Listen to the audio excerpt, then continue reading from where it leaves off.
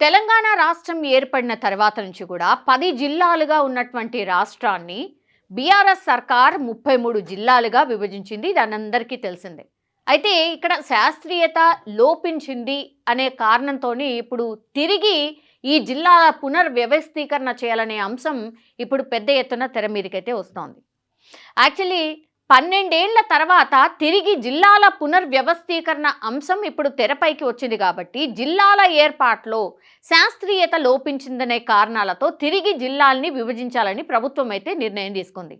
ఇదే క్రమంలో 33 జిల్లాలుగా ఉన్నటువంటి రాష్ట్రాన్ని ఇప్పుడు 23 జిల్లాలుగా కుదించాలని కూడా ప్రభుత్వం సూత్రప్రాయంగా ఒక నిర్ణయానికి వచ్చినట్టుగా కూడా మనకున్నటువంటి సమాచారం. రాష్ట్ర విభజన తర్వాత కొత్త జిల్లాలతో పాటు రెవెన్యూ డివిజన్లు, మండలాల్ని సైతం విభజించారు. అయితే 2022 వరకు కూడా కొత్త జిల్లాలు, రెవెన్యూ డివిజన్లు, మండలాల ఏర్పాటుతో కొన్ని చోట్ల పరిపాలన జోన్లు, స్థానిక వెసులుబాటు పరంగా సమస్యలు ఉన్నాయంటూ కూడా ఆయా ప్రాంతాల ప్రజలు పెద్ద ఎత్తున ఆందోళన కూడా చేస్తూ వస్తున్నారు ఇప్పటికీ కూడా. ముఖ్యంగా నియోజకవర్గాలు ఒకటికి మించి 2-3 జిల్లాల పరిధిలో ఉండడం కావచ్చు, మండలాలు జిల్లా కేంద్రాలకు దూరంగా ఉండడం వంటి సమస్యలు ఇప్పుడు తెర మీదకి వచ్చాయి. వీటి విషయంలో పలు విజ్ఞప్తులు వచ్చినప్పటికీ కూడా నాటి ప్రభుత్వం పట్టించుకోలేదు అన్న విమర్శలు ఇప్పటికీ ఉన్నాయి. ఈ క్రమంలో రాష్ట్రంలో కాంగ్రెస్ ప్రభుత్వం అధికారంలోకి వస్తే జిల్లాల పునర్వ్యవస్థీకరణ చేస్తామని ప్రకటించింది. సో గతంలో విభజన అశాస్త్రీయంగా జరిగింది ఆ పార్టీ నేతలు ఆరోపిస్తూ వచ్చారు. అనుకున్నట్టే కాంగ్రెస్ అధికారంలోకి రావడంతో జిల్లాల పునర్వ్యవస్థీకరణకు కట్టుబడి ఉన్నామని సీఎం రేవంత్ రెడ్డి పలుమార్లు ప్రకటించారు కూడా. ఇప్పుడు తాజాగా శాసనసభలోనూ రెవెన్యూ శాఖ మంత్రి పొంగులేటి శ్రీనివాసరెడ్డి కూడా ఈ విషయంపై మరింత స్పష్టత ఇచ్చారు. ఈ నేపథ్యంలోనే ఏ ప్రాతిపదికన మార్పులు చేర్పులు చేయాలి అనే దానిపై అధికారులు ఇప్పుడు కసరత్తు ప్రారంభించారు. రాష్ట్రంలో పాలనాపరంగా సమస్యాత్మకంగా ఉన్న పలు రెవెన్యూ డివిజన్లు, మండలాల విషయంలో ప్రభుత్వం తక్షణ చర్యలు ప్రారంభించడానికి సిద్ధమైంది. కొన్ని మండలాలు 2 శాసనసభ నియోజకవర్గాల పరిధిలో ఉండడం, కొన్ని శాసనసభ పార్లమెంట్ నియోజకవర్గాలు 2-3 జిల్లాల పరిధిలో ఉండడంతో పథకాల అమల్లో ఇబ్బందులు ఎదురవుతున్నాయనే ఆరోపణలు ఉన్నాయి. అభివృద్ధి పనుల అమలు, నిధుల కేటాయింపు సమయంలోనూ ఇబ్బందులు ఎదురవుతున్నాయి.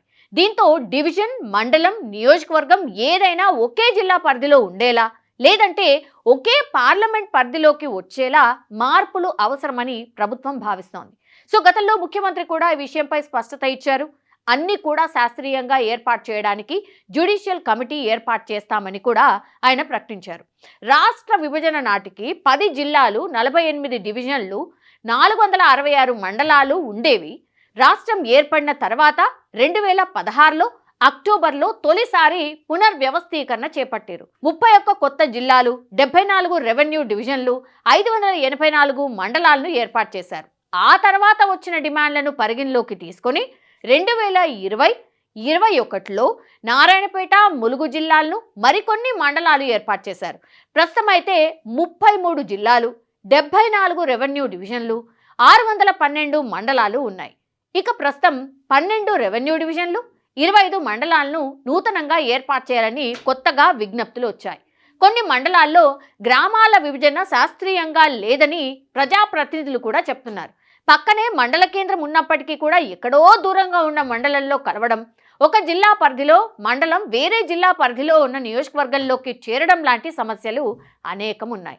జడ్పీ సమావేశాలు, అభివృద్ధి పనుల కేటాయింపు సమయంలో 2-3 కలెక్టర్లు, జిల్లా అధికారులను సమన్వయం చేసుకోవాల్సిన పరిస్థితి ఇప్పటి వరకు ఉంది. ఇక కొత్త జిల్లాల ఏర్పాటు తర్వాత జోనల్ వ్యవస్థను నూతనంగా అమల్లోకి తీసుకొచ్చారు. రంగారెడ్డి జిల్లా నుంచి మహబూబ్ నగర్ జిల్లా పరిధిలోకి చేరిన గండీడ్, మహమ్మదాబాద్ మండలాల్లో సమస్యలు తలెత్తాయి. కరీంనగర్ జిల్లా నుంచి హుస్నాబాద్ రెవెన్యూ డివిజన్, బెజ్జంకి మండలాలను సిద్దిపేట జిల్లాలో కలిపారు.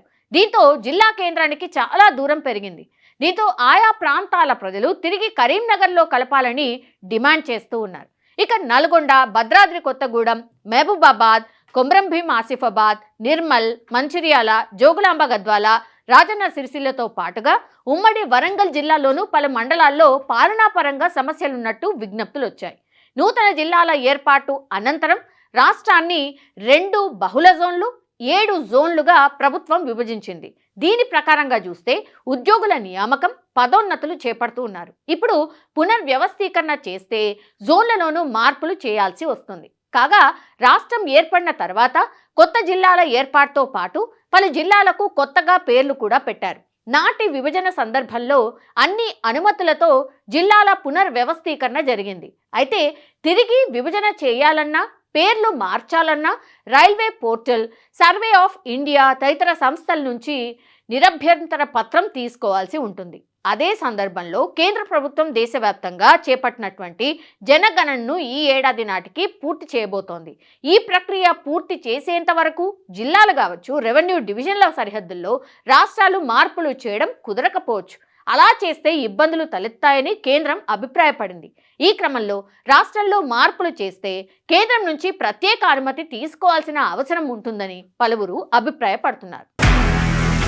నిజంగా ప్రస్తుతం ఉన్నటువంటి సమాజం దేనికి ప్రయారిటీ ఇస్తుంది? ఆర్థిక సంబంధాల చుట్టూ మాత్రమే తిరుగుతుంది. మళ్ళీ ఎన్నికలంగానే చాలా విరక్తి కలుగుతాను. మంచి అనిపిస్తుంది కదా, లేడీస్ కూడా ఛాలెంజింగ్ జాబ్స్ చేసినప్పుడు చాలా బాగుంటది. ట్రాఫిక్ అసిస్టెంట్స్ గా నియమించిన ట్రాన్స్జెండర్స్ అందరితో సాల్యూట్ చేయించుకుంటున్నారు. ఫుడ్ డెలివరీ ఇవ్వటానికి వెళ్ళినటువంటి డెలివరీ బాయ్ అనిల్ పై కళ్ళ ముందు